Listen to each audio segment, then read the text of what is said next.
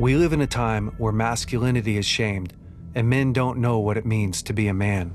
As a pastor and counselor, I've spent the better part of my life equipping and training others. My goal with this show is to translate my hard-earned experience into tools and tactics to help you become stronger as a man. This is the BraveCo podcast. I'm your host, Jason Bellet. Welcome to the BraveCo podcast. Guys, I am excited about this week's episode. We are doing a live Q&A, and thanks to all the guests who have Zoomed in with us. I am ready to go. Chase, do you have a question? What's going on, Jay? How you doing? What's up, bro? It's good to see you. It's good to see you too. How's that little baby? Dude, he's so healthy. He's handsome. He's whole. Wife's good. Yeah, we're doing great, man. Come on, It's great man. to see you again. You too. How can I help? Yeah, I had a question. And it kind of revolves around like connection in my marriage. We're doing really well. I think our communication's really solid. And it's almost like we hit this like, I don't want to call it a plateau, but like when we get into like disconnection, like we immediately jump back into reconnection. And I'm noticing personally, like, part of my history is I was married beforehand. I, played doormat and martyr. Um, and that's not who I am anymore. But getting into a new marriage, I'm like with this amazing woman, and I love her dearly. Um, it's like a lot of times I'm finding myself jumping back into like the pursuit of connection, and then I'll like find myself playing doormat again. And that's not something she's asking me to do. Yeah. And I'm curious what your feedback would be from men that might be struggling with those similar patterns, because it's been really hard to prioritize like personal growth and like making like notices about myself and my character that I want to change, bringing that to her and being like, hey, and seeing the disconnection that's happening and immediately retreating and be like, yeah, actually everything's fine. We're all good. I know finances are tough, but I'll go to work more and make sure that, X, Y, and Z is okay.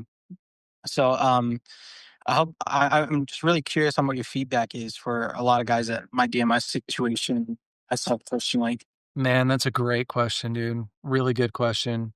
I would say in my first marriage, I had a similar issue in that I was afraid of conflict. I mean, ultimately, when I get really down into it, I was afraid of being punished. I was afraid of her disappointment. I was afraid of disappointing her. And so therefore, I would abandon myself a lot. And I do use that word abandon on purpose. There's a difference between I'm choosing to serve you out of a beautiful, kind, loving heart, and I don't want to say anything right now because I'm afraid of you and I'm afraid of the consequence. And so those to me are two wildly different things. So part of it that I've had to grow in is ask the question, what does it look like for both of us to be two powerful people? And because inside of a relationship where there's two powerful people, I believe that your needs matter and that my needs matter as well. And I'm going to treat you like I also want to be treated. And so what that required me to do was honestly is take a really hard look at when I have a need. What often came up for me was this fear of what would be next. So, oh, she hurt my feelings, or the way she's talking to me doesn't feel great, or I'm actually really tired and I don't know that I have more to give in this area. The fear of like, I'm going to disappoint her was so high. And at some point, I had to start having that conversation with her, not just myself, but with her, and to go, hey, this isn't on you, but it's something that I'm experiencing internally. Of I'm sometimes afraid to disappoint you, or I'm afraid um, to upset you, or I'm afraid of whatever your sad emotions could be another one. And uh, and it's something that I'm going to start working on, which basically means she's gonna get more of the truth. She's gonna get more honesty. She's gonna get you showing up more often. Now, you can do a deeper dive into what is it that I need to do in order to conquer that fear? Why I think it's important that she knows where you're at is because as you're starting to make some adjustments, she's going to experience you differently. So you have a normal right now. Your normal is yes, okay, or to be silent, to be quiet about it. But as you start to go, hey, actually, I don't feel great about this decision, or hey, I don't love the way that you talk to me right there. That's gonna it's a different experience. What you're giving yourself permission to do is to show up a bit differently. And I think that you have to do that. You have to, one, have some accountability in your life around not showing up, and two, give yourself permission to show up differently. I think the third step is actually equipping yourself. So I spent a lot of time, I spent a lot of time reading the boundaries book and studying it, not because I needed to keep her away, but because I needed to learn how to communicate in a way that protected our love, that protected ourself. And ultimately what kills divine order is the chaos that we don't confront in our life. So growing skills in your marriage, growing good, healthy confrontation skills, learning the skill of talking about yourself, learning the skill of what you will do, learning the skill of, learning how to start soft and when you're confronting or when you're setting a boundary or when you're talking about your need is massive. And the reason why I say that is because I don't think that fear goes away until we feel like we're equipped to deal with the thing that's standing in front of us. Does that make sense? Like, I see guys try to make the fear go away by being more dominant. And being more dominant isn't the answer. Being louder isn't the answer. Learning how to communicate, because I think that powerlessness, so much of it is, I just don't know how to communicate in a way that doesn't break us. I either get angry or I'm silent and I move away. And we need a middle ground, which says you matter and I matter. And hey, this didn't feel awesome. I would love to, I'd love to feel great, or I'd love to feel cared for. I didn't feel cared for when this happened. Or hey, the way you're talking to me right now feels painful. Could we try over? Could we start over? I just can't hear you when you're like that. That's a superpower. Being able to talk, like being able to handle yourself in the middle of a conflict is something that you train for. Does that make sense? Yeah, I think that all makes really great sense, and I mean, in my personal experience, I think that's like we know what the answer is not, right? Like I know that volume doesn't solve Yeah. anything, and I know that shutting down doesn't solve anything. Yeah. But like when you start the journey of health, you're like, I know what it's not, but what is the solution then? And it's like, yeah, getting better at communicating and finding your needs. But then I also find like, and I'll kind of wrap my question up with this, but it's like I'm operating in this program that I had years back, and I'm falling into it, and then I'm, like, reviewing conversations, and it's like, "Man, that was an Mhm. awesome conversation, blah, blah, blah, blah, blah," and I'm like, "Whoa, I was actually really operating in a ton of fear there. Yeah. I don't know that I showed up really well," and then I'm bringing that back to her, and then we're getting disconnected again, and the cycle continues, so it's like it's not unhealthy by any means, but it is kind of exhausting. I'm Yeah. tired. Yeah. Are you talking about, with your wife today, you review some things and that went really good, but then as you review it, you're like, "Actually, I was really afraid." Yeah. Yeah. Well, the question is, were you really afraid? Were you operating out of fear because of her or because of you? Right, yeah, purely because of me. I mean, I even told her yesterday, like, I'm gonna have to start reframing for myself our conversations regarding finances with I trust this person and she loves me and she trusts me. Cause that's like I haven't been doing that, but it's like getting into the space where I'm like, actually I do trust this person and I can be honest and upfront and like kind of a little bit more like, Yeah. I don't know, yeah, need my need language can be a little bit more honest. rather than is Yeah. this person trying to like get one over on me. And it's not like something I'm thinking, it's a program that I'm running. Yeah. I'm like, where's this coming from? Oh, past relationships. I've just been getting really frustrated with it.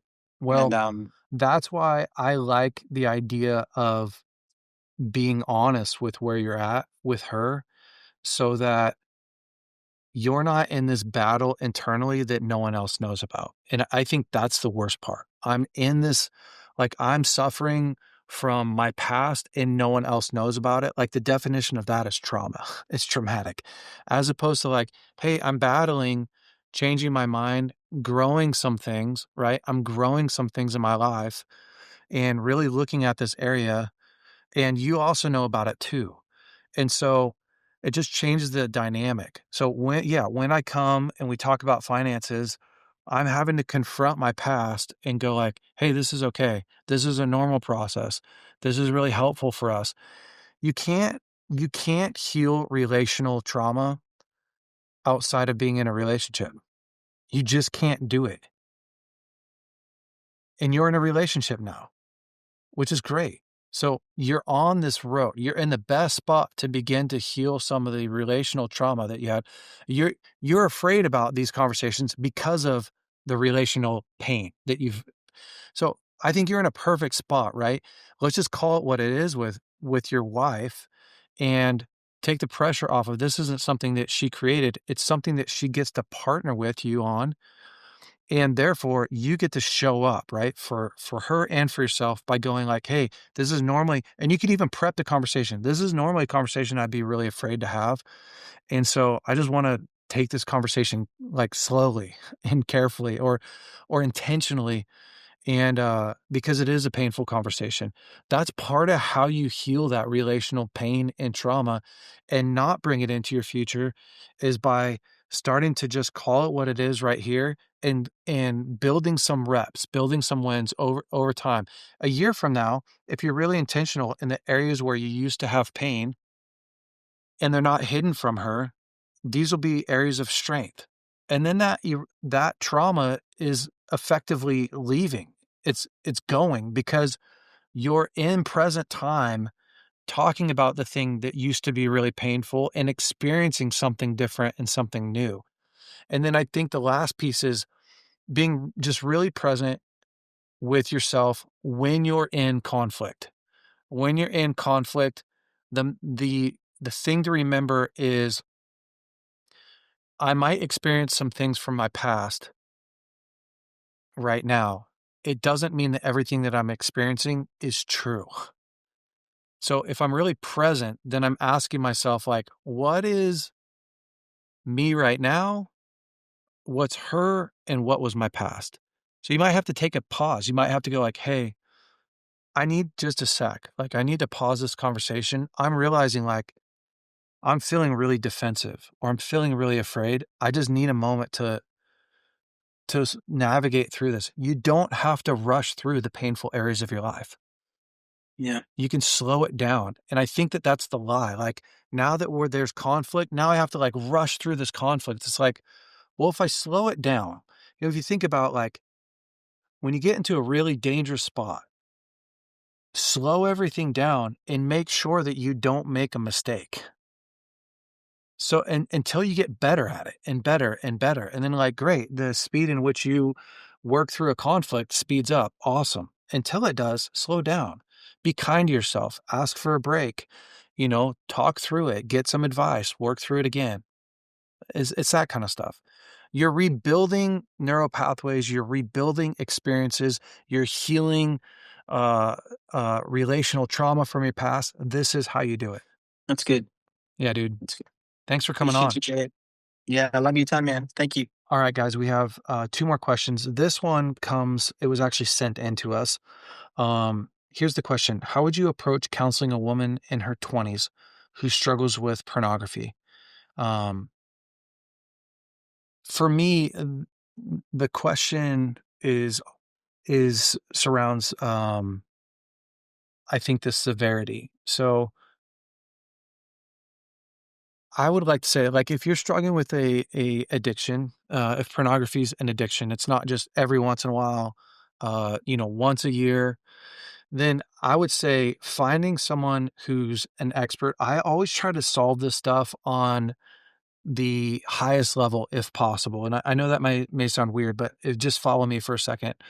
Um, there's there's some really good programs to help people walk in purity and in wholeness and sexual addiction, any kind of addiction, but especially like sexual addiction, alcoholism, gambling, drug addiction, those will crush your life, if you just let them run, and you'll spend a lot of time people spend so much time, effort, and energy trying to solve those things on their own, and I'm just a big fan of, like, don't do that.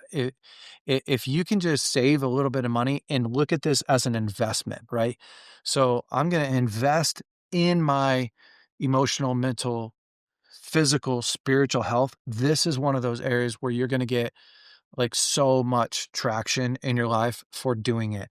There's a lot of programs out there that are really good. Shasta Blue Skies is a program that you can literally go to shastabluesky.org.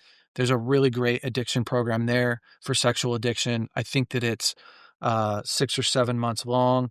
It's right around the 3,000 to 5,000 mark. It depends on which course you take. I've sent a lot of people there and seen a lot of people get well. My friend Taylor Horn's on the call. I could see him there. Taylor Horn's another guy that if you go and you jump into Taylor Horn's program, like you're going to get well. There's lots of places, there's several different places where you can jump into a program and with experts, right, who have walked people through addiction.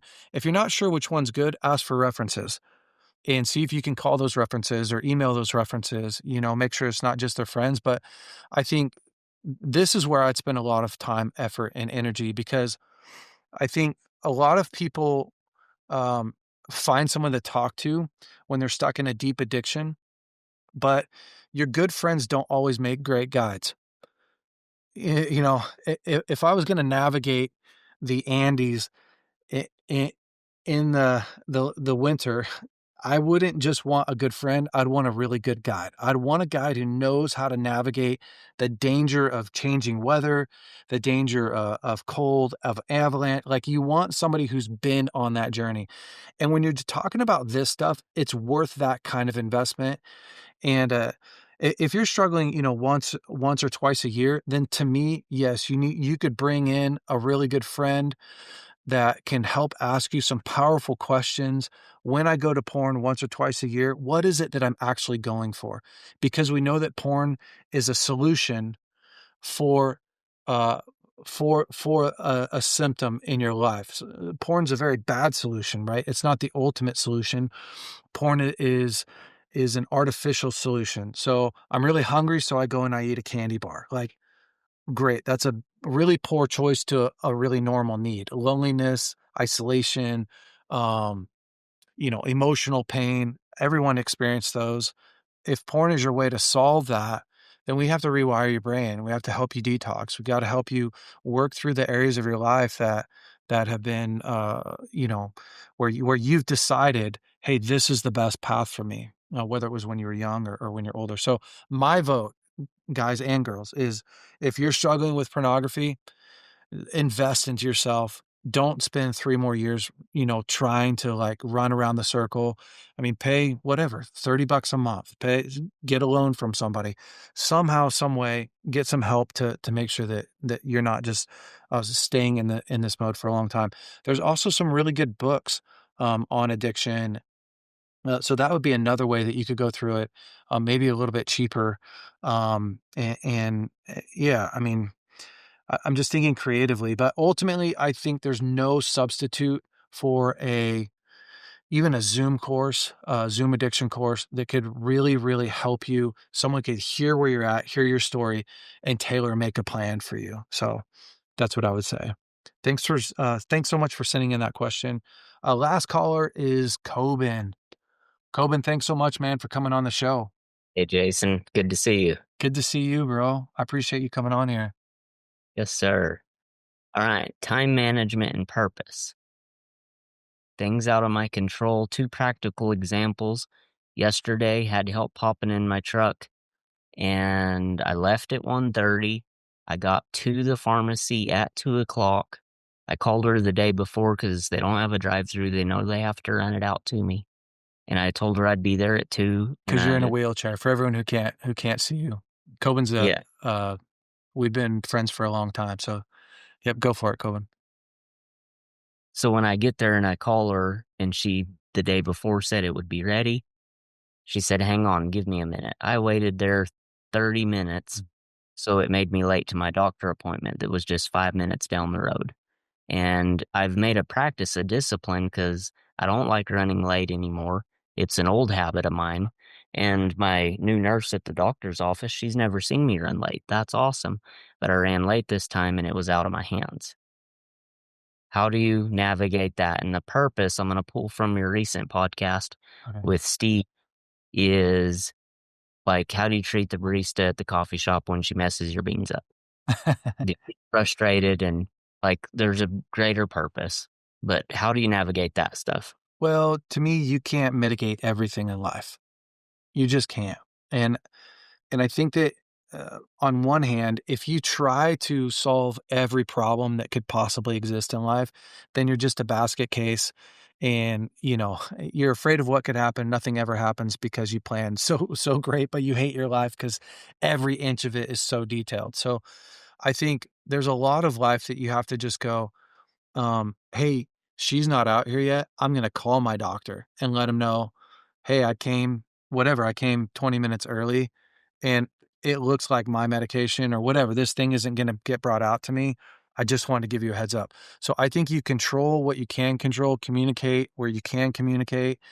And the follow-up to me would be a conversation with that lady and just saying like, "Hey, um, I'm not angry at you for leaving me out here. I would love next time if you could give me a more accurate detail on when you're gonna be here.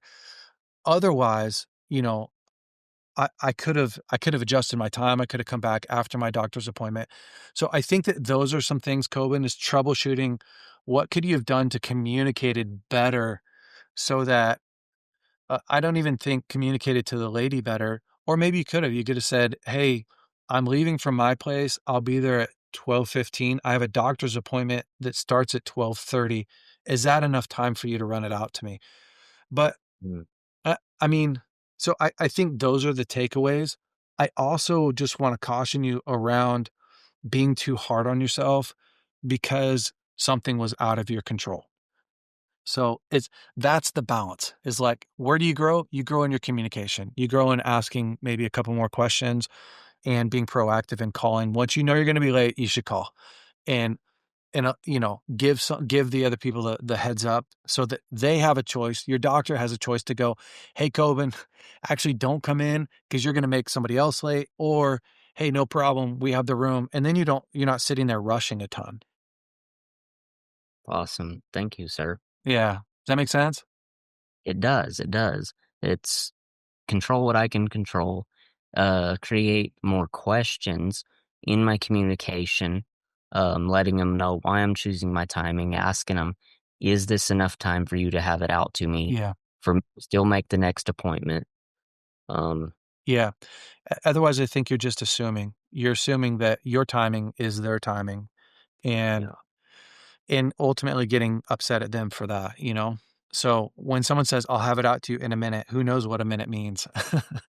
But I also see it happen the other way in which people try to plan everything in their life and then they get angry when something, one thing goes wrong. I just life's too short to do that as well. But I do love the path that you're on. I love the emphasis on discipline, and I ultimately think that that life is gonna like, that skill set in life is gonna help you so much.